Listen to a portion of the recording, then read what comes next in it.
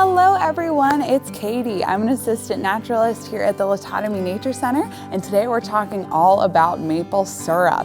So we're going to talk a little bit about the history of maple syrup making, how you can make maple syrup at home, how to identify a maple tree, and all other kinds of fun stuff. So let's go ahead and get started. So one of the first things that I love to bring up when I'm talking about maple syrup is how Native Americans have been making maple syrup for hundreds of years. And there's a little legend about how they came to discover the magic of maple sap. So it goes like this.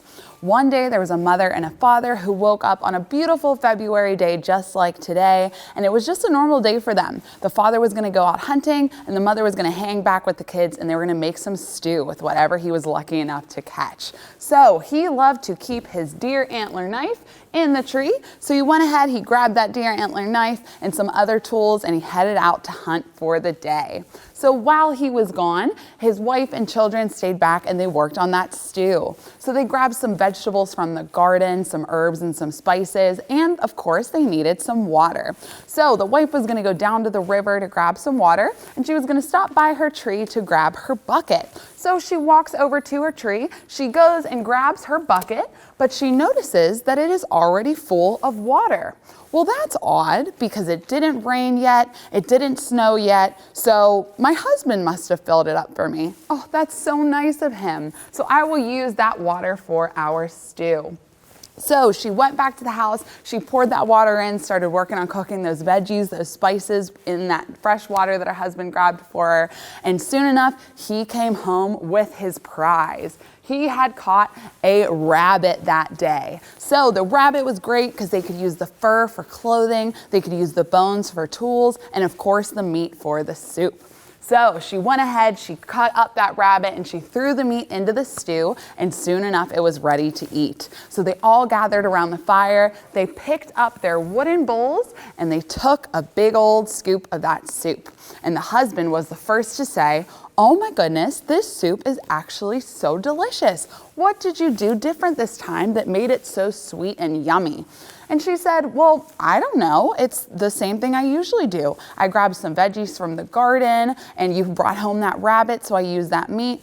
Oh, and I used that water that you grabbed for me underneath the tree. Thank you so much for doing that." And he's like, "I didn't get water for you this morning, and it didn't rain, it didn't snow. Take me out to that bucket and show me what you're talking about." So they walk back to the tree, they go to check that bucket that's sitting underneath the tree, and again, it's full of water. And they're like, "Where did this water come from?" So they take a scoop and they investigate. So it looks like water, it smells like water, but they taste it and it's a little sweet. And that's when they notice that there's actually water dripping out of that tree from the hole that the husband keeps his deer antler knife in into that bucket. And that's how they discovered maple sap. So they also noticed that maple sap had to have been special just from watching the animals in the area checking out their maple tree. So they would notice the squirrels would maybe chew on the branches and lap up the nectar that came out. And they would also notice woodpeckers like the sapsucker right here, the yellow-bellied sapsucker, who would peck, peck, peck on the tree. And once that sap would leak out, he would lap up that sap as well as the bugs that had collected around it. So they knew that maple sap was special, but they did not yet know that you can make maple syrup from it. So the interesting thing about maple sap is that it's actually the food source for a maple tree, but sap is the food source for all trees. Sap is just dissolved sugar, minerals, and water. So a tree needs this as its food source to survive, and it produces this through the process of photosynthesis, which I'm sure you're all very familiar with. So that tree goes ahead, it produces those sugars, and that's what it eats all growing season. So we are lucky to have 4 seasons here in Pennsylvania. We have winter, spring, summer, and fall. So in the spring, summer, and the fall, those trees are growing real nicely. They're using those sugars inside that sap to do all their growing growing process. But come winter, we know that trees go dormant. They decide to fall asleep. So because of that, they no longer need that sap, and they instead decide to store all that sap inside their roots. And that's really important come spring because they need that sap to travel up the tips of branches to eventually open up those buds on the end. And those buds could be for flowers or for leaves. So that sap is needed to travel up the tree branch and open up those buds. But the tree doesn't want to do this in the winter because then a frost crack can happen. So it just keeps that sap down in its roots and it waits. But come spring, changes are coming. So let's talk about why we're here this time of year. Why don't we tap maple trees when it's nice and warm in the summer? Why do I have to go out there on a freezing cold February day? Well, that's because the temperatures in Pennsylvania this time of year are perfect for maple flow. So I talked about how in the winter, that tree is storing its sap down in its roots. But come spring, it eventually needs to pull that sap all the way up to the tips of the branches to force open those leaves and those flower buds. So temperature is really important this time of year. So in February, we have days where during the daytime, it's above freezing, so it warms up during the day, and at nighttime, it's below freezing, so it gets really cold. Temperatures go down. So as temperatures go up, the sap goes up, and as temperatures go down, the sap goes down. And that's why February and March are the perfect time to tap maple trees, because as that sap and as those temperatures go up and then down, they go past the hole that you drill, and you're able to collect that sap. But what happens in the spring? The temperatures go up and they stay up, meaning that as it's warmer, the sap flows up to the top of the tree towards those buds, and then it stays there. So we can no longer collect that maple sap and turn it into maple syrup. So that's why February and March is key for maple syrup making. So now we know the time of year that we can collect maple sap, but how do we know the right type of tree? Well, you think that maple syrup comes from maple trees, right? So we want to make sure that we're going to find a maple tree before we tap. So there's a couple ways that you can work on tree identification, and one of the most popular and easiest ways to start learning tree ID is to start with the leaves. So trees have all different kinds of leaves depending on the species. So if you are a walnut tree, you have a crazy leaf like this. If you're an apple tree, you have more of a plain leaf like this. And of course, if you're a maple tree, you have the iconic maple leaf just like that. But what happens in the fall? Well, our leaves decide that they are done for the year and they pop off. So if our leaves fall off of our trees like they are right now, we obviously can't use leaves to identify what tree we're working with. So the next easiest thing is to use bark. So trees all have very distinguishable bark. So here I have a maple tree, and you could see that the bark is very smooth and quite light in color. But that's in comparison to the cherry tree. And the cherry is much darker and scalier. I like to say it looks like burnt potato chips. And you could see in comparison to that maple, they're quite different. And of course we have our elm tree, which looks a little bit different also. You can see that it's much rougher and it's even lighter in color. So what you're looking for is that nice, smooth, light bark of the maple tree if you're identifying by bark. Of course, there's some other methods we can use for tree identification too. And I'm sure that you're very familiar with the helicopter. So people love to call these helicopters. These are maple seeds. And of course you call them helicopters because when you throw them up, they look like a little helicopter flying down. So this is the seed of a maple. So if you're looking along the ground and you notice some of these seeds hanging out around the area, you know you have a maple tree nearby. And one of the last things that I love to talk about when it comes to tree ID is branch arrangement. So when I talk about this, sometimes I like to use my arms. So let's talk about tree branches. They're coming off of a tree stem. And there's two different types of branching that are going to be the main characteristic types of branching. So we have something called alternate and we have something called opposite. So if you think of yourself as a human, you have opposite branching. Your branches, your arms come right out across from each other. If you had alternate branching, your branches would alternate along the stem. So it'd be like one up here, and then one down here, and then one down here. So our maple trees are oppositely branched. And it's easier to remember opposite branch trees because there's only 4 of them, in comparison to alternate branching when there's like over 100. So it's easier to remember those opposite branches. So let me show you what that actually looks like. Here is an actual maple branch, and you can see how those branches are coming right out across from each other. So I talked about how there's only 4 trees that have opposite branching, and it's really easy to remember them using an acronym, MAD horse. So MAD stands for 3 different types of trees. So the M is maple, the A is ash, the D is dogwood, and the horse is horse chestnut.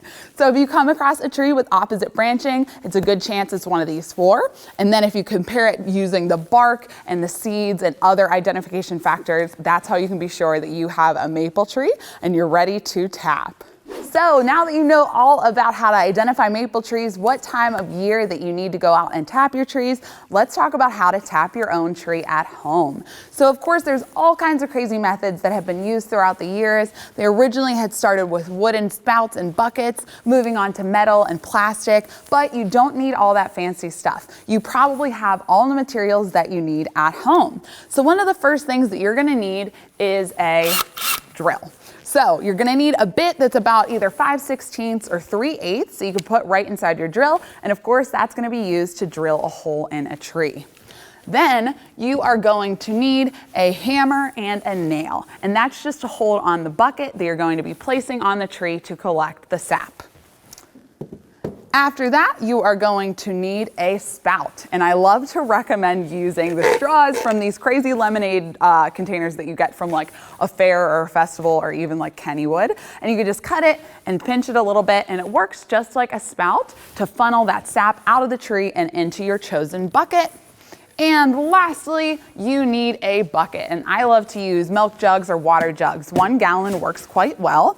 And what we do is we cut 2 holes. So the top hole is going to be for that nail for it to hang onto. And this bottom bigger hole is going to be for the spout so that the spout sticks in there and drips the maple sap into this container for you. So you're ready to tap. So you're ready to tap your maple tree, but there's a couple things that you have to keep in mind before you go ahead and just drill a hole into your tree. So one of the first things to remember is that maple sap is the tree's food source. So you want to be sure that you're tapping a tree that's old enough and you're not taking too much sap, because otherwise you can kill your tree. So one of the first things to keep in mind is the depth that you need to drill into that tree to make sure you're reaching that sap and going no shallower or no deeper. So you want to reach what is called the sapwood, which ironically is where the sap is. So that is 2 inches into your tree. Any shallower, you won't get sap. Any deeper, and you'll drill into the heartwood, which of course won't let you get any sap, and you might damage that tree a little more. So 2 inches is the magic number. And you want to keep in mind the circumference of your tree, because that's somewhat related to the age of the tree. So we don't want to tap a tree that has a circumference less than 30 inches. Other than that, you might kill that tree. So if it's 30 inches, you can put 1 hole into it. If it's 45, you can do 2. And if it's 60, you can do 3. So now that you know all that, you're ready to tap. So the first thing that I'm going to do is make sure that my tree circumference is 30 inches or more. And when you're taking that circumference, you want to take it at what is called breast height. So they call it diameter at breast height. This is something that foresters use just to make sure that you're taking the circumference at a constant point. So that is 52 inches up from the ground. So I'm going to grab my tape measure and measure 52 inches from the ground. So put your tape measure at the base of the tree, 52 inches up, which is right about there, and that is where I will take my circumference. So now I'm going to wrap my tape measure around my tree, give it a nice hug, and let's make sure that we are at the right measurement. So let me wrap that around so you could see that. So we are about 43 inches, which means our tree is big enough for 1 hole and almost big enough for 2, but not quite yet. So we are ready to drill. And when I'm drilling a hole in a tree, I like to keep in mind the location of the roots. Because remember how we talked about that the tree sucks up the nutrients from the soil using its roots. So it's great if you're able to find a big root just like this one that's coming out of the ground and drill right above that so that you know you're gonna get pretty good sap flow. I also like to choose the warm side of the tree. So this is the south facing side of our tree, meaning it's getting tons of sunlight. It's gonna be nice and warm. That sun's gonna be able to melt that sap from the ice form that it's in and make it travel up the tree. So we're gonna choose right about here. Whatever height is convenient for you is totally fine. So we like to use a brace and a bit here just because we're old fashioned. And I did say you want to drill 2 inches into the tree. So I like to put some tape there at 2 inches just so I know not to go any deeper, or I know once I've reached that. So I'm going to face my tree. I'm going to drill a little bit facing like angled upwards. You don't want to drill downwards because that will cause rainwater to get into the tree and that could cause problems like fungus or bacteria. So we're going to angle it a little bit upwards and we're going to start drilling. So we're gonna go into that tree, of course, like I said, about 2 inches. So we're gonna drill a couple times into the tree, and then we also want to reverse outward so that we're pulling out any of that bark that we might be encountering along the way. So you can see there's a little bit of bark that came out of the tree. So we're just gonna go in and out a couple times to make sure we have a nice clean hole that is 2 inches deep.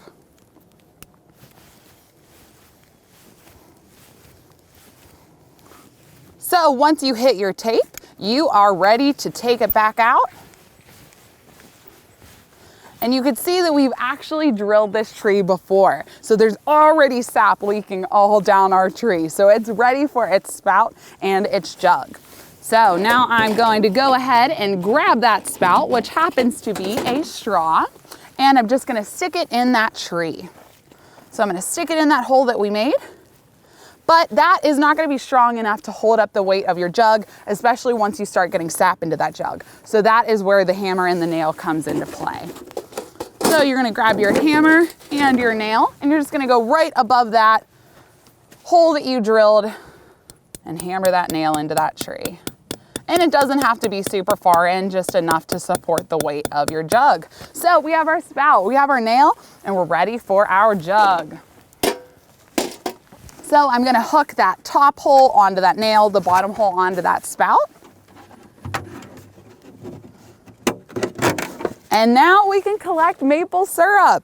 So this actually is not flowing right at this very minute, but if it was, what I like to do is actually just stick my tongue underneath that spout and grab some of that fresh sap before it starts collecting. So your jug's on your tree, and you're gonna need to empty this probably twice a day. You're gonna get about 3 gallons a day from your tree, so it's a lot of work. You're gonna have to go out there, empty it into a bigger container that you make sure to stay cold, otherwise it will go bad, and then stick it back on. So I usually do once in the morning and once at nighttime.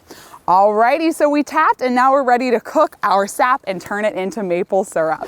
So you have been tapping your tree and collecting tons of maple sap, but it does take a lot of sap to make syrup. So you're gonna want at least 5 gallons of sap, and that's pretty much only gonna make you like a cup of syrup. It takes about 30 gallons of sap from a sugar maple tree to make 1 gallon of maple syrup, because a lot of that is water. So you have to reduce it over time, and eventually you'll end up with the end product, which is that delicious syrup. So you wanna make sure that you're cooking over a constant heat source, and we love to cook over fire because, of course, who doesn't love to stand in front of a nice warm fire all day long? And it is going to take you about 8 hours to go from maple sap to maple syrup, so just use it as an excuse to hang out outside all day.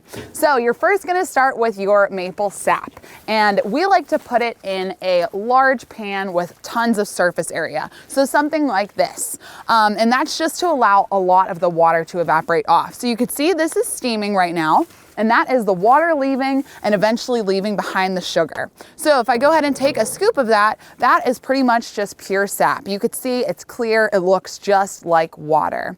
But over time, that's gonna start cooking, steaming more and more, and you're gonna see a reduction in that liquid. So once that happens, you wanna pour it into a smaller container to reduce that surface area and make sure that you're not gonna burn your sap when you're cooking it. So as it cooks, it's gonna get a little thicker and it's gonna get a little darker in color. So you could see, here's our next stage, and it's kind of a little darker. It has more of like a sand tan kind of color. and there's less liquid, of course, because you're evaporating that water. So then you keep cooking and you keep cooking, and it's starting to get even darker, and this is when you could start to smell it, and it smells absolutely delicious. So now it's more of like a caramel color. And the last step is when it starts to get super thick and yummy, you know you're close to syrup. So that's when you want to make sure that you put it into as small of a container as possible. So we have it in this little pot right here. And the way to know if your syrup is ready is by checking out its color and its consistency. So you could see our syrup is nice and dark and nice and thick. So you could take the temperature of it, or you can do the best test of whether or not your maple syrup is done, and that's by taking a spoon and giving it a taste. And my favorite part of cooking over a fire like this is the fact that that smoky flavor gets incorporated into it. So after all that time, after all that hard work and all that learning, you have finally made maple syrup, your end product. And you could put it on pancakes, you could use it in baking, all kinds of things. And because maple syrup, maple sap is the food for a tree, it has tons of vitamins and minerals in it. And it's actually quite healthy as opposed to your store-bought pancake syrup, which is just corn syrup. So a fun fact is that one serving of maple syrup has more calcium in it than a serving of cottage cheese. So don't feel bad about loading up on maple syrup. So guys, I hope you had some fun. I hope you learned something about tapping trees to make syrup today. And I hope that you go out into your yard, check out if there are any maple trees in the area, and maybe give tapping and cooking syrup a try. It's lots of fun and definitely rewarding at the end of the day. Thank you guys so much, and I'll see you next time. Bye.